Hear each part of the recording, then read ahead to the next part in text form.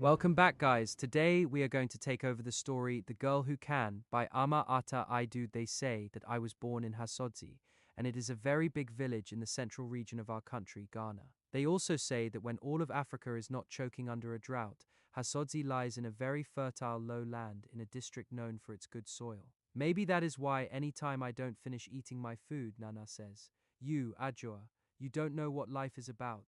You don't know what problems there are in this life." As far as I could see, there was only one problem, and it had nothing to do with what I knew Nana considered as problems, or what Mami thinks of as the problem. Mami is my mother, Nana is my mother's mother, and they say I am 7 years old. And my problem is that at this 7 years of age, there are things I can think in my head, but which, maybe, I do not have the proper language to speak them out with. And that, I think, is a very serious problem. Because it is always difficult to decide whether to keep quiet and not say any of the things that come into my head, or say them and get laughed at. Not that it is easy to get any grown-up to listen to you even when you decide to take the risk and say something serious to them. Take Nana. First, I have to struggle to catch her attention.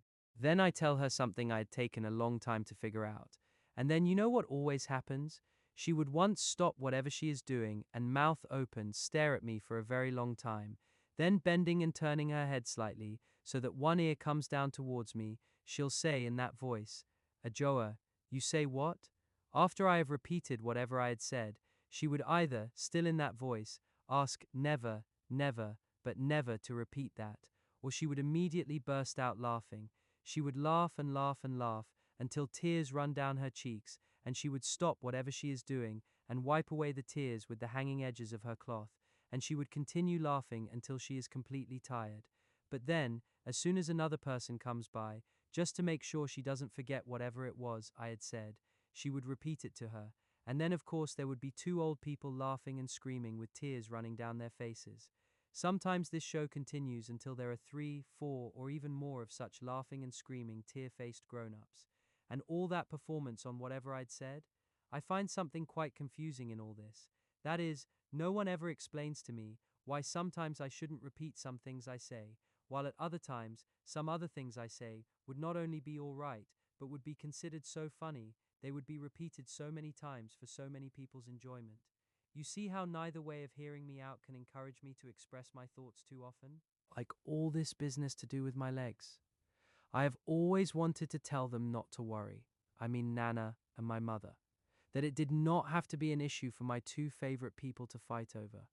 But I didn't want either to be told not to repeat that, or it to be considered so funny that anyone would laugh at me until they cried. After all, they were my legs. When I think back on it now, those two, Nana and my mother, must have been discussing my legs from the day I was born. What I am sure of is that when I came out of the land of sweet, soft silence into the world of noise and comprehension, the first topic I met was my legs. That discussion was repeated very regularly. Nana, ah, you know, Kaya, I thank my God that your very first child is female. But Kaya, I am not sure about her legs. Hmm, hmm. Nana would shake her head. Mommy, mother, why are you always complaining about Ajoa's legs? If you ask me, Nana, they are too thin. And I am not asking you. Nana has many voices. There is a special one she uses to shut everyone up. Some people have no legs at all. My mother would try again, with all her small courage. But Ajoa has legs, Nana would insist, except that they are too thin, and also too long for a woman. Kaya, listen.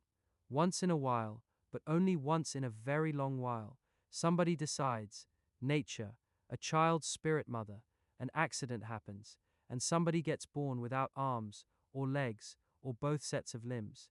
And then let me touch wood. It is a sad business. And you know, such things are not for talking about every day. But if any female child decides to come into this world with legs, then they might as well be legs. What kind of legs? And always at that point, I knew from her voice that my mother was weeping inside. Nana never heard such inside weeping, not that it would have stopped Nana even if she had heard it, which always surprised me, because, about almost everything else apart from my legs, Nana is such a good grown-up. In any case, what do I know about good grown-ups and bad grown-ups? How could Nana be a good grown-up when she carried on so about my legs. All I want to say is that I really liked Nana, except for that. Nana, as I keep saying, if any woman decides to come into this world with all of her 2 legs, then she should select legs that have meat on them, with good calves, because you are sure such legs would support solid hips, and a woman must have solid hips to be able to have children. Oh, mother, that's how my mother would answer, very, very quietly, and the discussion would end, or they would move on to something else.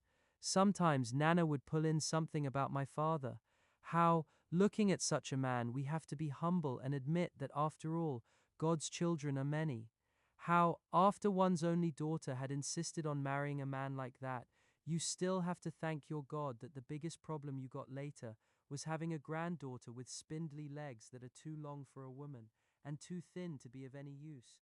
The way she always added that bit about my father under her breath, she probably thought I didn't hear it, but I always heard it.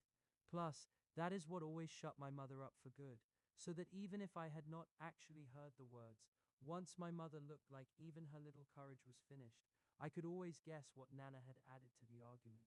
Legs that have meat on them with good calves to support solid hips, to be able to have children. So I wished that one day I would see, for myself, the legs of any woman who had children. But in our village, that is not easy. The older women wear long wraparounds all the time.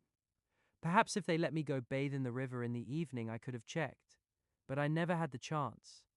It took a lot of begging, just to get my mother and Nana to let me go splash around in the shallow end of the river with my friends, who were other little girls like me. For proper baths, we used the small bathhouse behind our hut. Therefore, the only naked female legs I have ever really seen are those of other little girls like me, or older girls in the school, and those of my mother and Nana, 2 pairs of legs which must surely belong to the approved kind, because Nana gave birth to my mother and my mother gave birth to me. In my eyes, all my friends have got legs that look like legs, but whether useful, that, even though some legs don't have much meat on them, to carry hips, they can run, thin legs can run, then who knows, I don't know too much about such things. But that's how I was feeling and thinking all along, that surely one should be able to do other things with legs as well as have them, because they can support hips that make babies. Except that I was afraid of saying that sort of thing aloud, because someone would have told me never, never but never to repeat such words, or else they would have laughed so much at what I'd said, they would have cried. It's much better this way, to have acted it out to show them, although I could not have planned it. As for my mother, she has been speechless as usual.